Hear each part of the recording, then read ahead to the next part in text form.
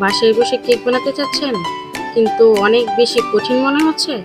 আজকে আমি আপনাদেরকে শেখাবো কিভাবে খুব সহজে কেক বানাতে হয়। আসসালামু আলাইকুম, সবাই কেমন আছেন? আলহামদুলিল্লাহ আমি অনেক ভালো আছি। আজকে আমি দেখাবো কিভাবে কেক বানাতে হয়। এই যে দেখতে পাচ্ছেন, প্রথমে আমি একটা বাটি 1.5 কাপ পরিমাণ চিনি, তারপর এটাকে ভালোভাবে মিক্স করে দেব। মিক্স করার পরে এতে আবার দিয়ে দেব প্রায় 1.5 কাপ পরিমাণ তেল, সাদা তেল। তারপরে আমরা এটাকে আবার একটু মিক্স করে নেব কিছুক্ষণ। মিক্স করার পরে আমরা এটাতে দিয়ে দেব আটা, 2 কাপ পরিমাণ আটা দিয়ে দেব। তারপর দিয়ে দেব কিছুটা কোকো পাউডার, একসাথে মিক্স করে নেব। তারপর দিয়ে দেব বেকিং সোডা। খুব ভালোভাবে এটাকে মিক্স করে নেব। দেখতে পাচ্ছেন এটা কতটা মসৃণ হয়েছে।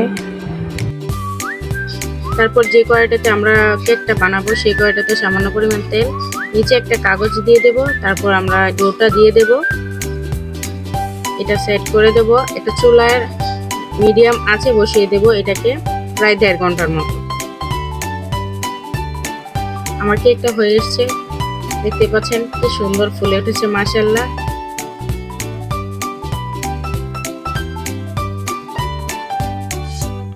আমরা এখন কেকের জন্য একটা ক্রিম বানিয়ে নেব। তার জন্য লাগবে একটা ডিম, তারপর হচ্ছে গরুর দুধ, 2 চামচ পরিমাণ গুঁড়া দুধ, তারপর এতে দিয়ে দেব সামান্য পরিমাণ চিনি।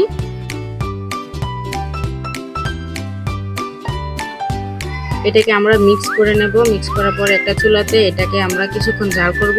যতক্ষণ না এটা আঠালো ভাব হয় ততক্ষণ এটাকে আমরা জাল করব। তারপর এটাকে নামিয়ে রাখব। নামিয়ে ঠান্ডা করে আমরা কেকের উপর দিয়ে পরিবেশন করব। এটাতে আপনারা চাইলে সুগার সিরাপ দিতে পারেন, তবে আমি নিজে থেকে ক্রিম বানিয়ে নিলাম। আপনারা আপনাদের মতো নিজেদের মতো করে এটাকে যে কোনোভাবে সাজিয়ে নিতে পারেন। আমার ভিডিওটা কেমন লাগলো অবশ্যই আমাকে জানাবেন, লাইক কমেন্ট করে আমার পাশে থাকবেন। আবারও দেখা হবে ইনশাল্লাহ। আল্লাহ হাফেজ, সবাই ভালো থাকবেন।